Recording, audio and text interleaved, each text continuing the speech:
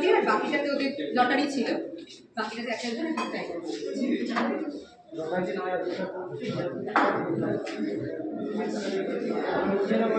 হ্যাঁ এটাই না না স্কুলে তো অ্যাকোমোডেশন নেই, এখানে আগুনটা তো ইউজ করতে পারবো না আমরা। কিভাবে বানিয়েছো?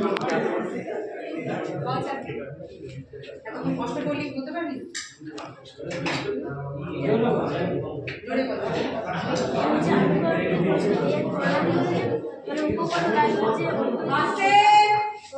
ছোলা এবং অঙ্কুরিত মুগ এবং পেঁয়াজ, শসা, লঙ্কা, ধনেপাতা এবং আলু সেদ্ধ দিয়ে পাতিলেবুর রস, লবণ, এগুলো আর সব কিছু ধুয়ে পরিষ্কার করে দিয়ে তারপর কুচি কুচি করে কাটা এবং সব কিছু লবণ পরিমাণ মতো এবং সব কিছু পরিমাণ মতো একসঙ্গে মাখিয়ে বাটি করে পরিবেশন করা।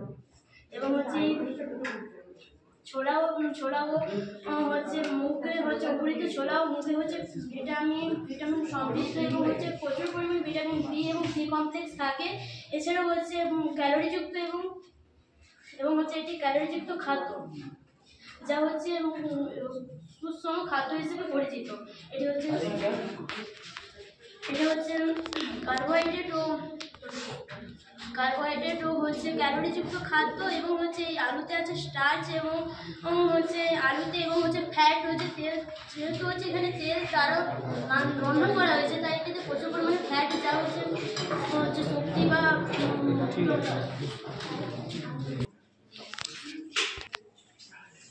ডিমের জন্য আমরা পাউরুটি এবং ডিমগুলি দোকানে গিয়ে সংগ্রহ করলাম। এরপর এই পাউরুটিগুলো সেদ্ধ করলাম যাতে এটি জীবাণুমুক্ত হয়। এরপর এই পাউরুটিগুলো ভাজা, তারপর এগুলোকে ডিমের সাথে নাড়িয়ে প্লেটে করে রাখলাম, দিয়ে পেঁয়াজ শসা দিয়ে স্লাইড করে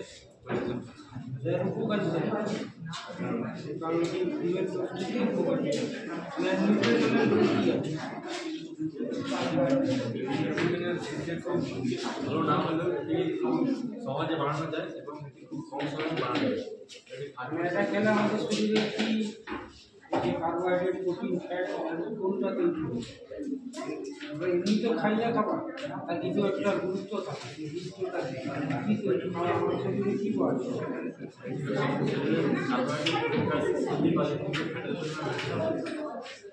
কোনটাই